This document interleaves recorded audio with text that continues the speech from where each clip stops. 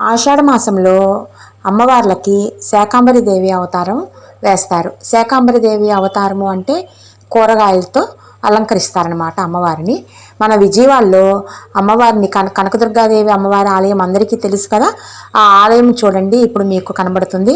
ఎంత చక్కగా అలంకరించారో. కరివేపాకు, సొరకాయలు, కూరగాయలు, అరటికాయలు వీటన్నిటితో చక్కగా ఎంట్రన్స్ నుంచి నిమ్మకాయల దండలు చక్కగా తోరణాలలాగా వేలాడదీశారు. వంకాయలు అన్నిటితో అలంకరించారు ఎంట్రన్స్. ఇంకా లోపల అమ్మవారిని చూస్తే అబ్బా, రెండు కళ్ళు చాలవు.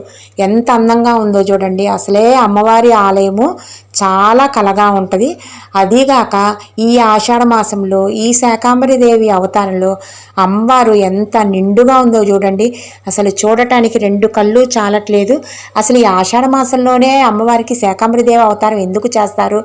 ఇలాంటి అన్నీ తెలుసుకోవాలనుకుంటే తప్పకుండా నా ఛానల్ని సబ్స్క్రైబ్ చేయండి.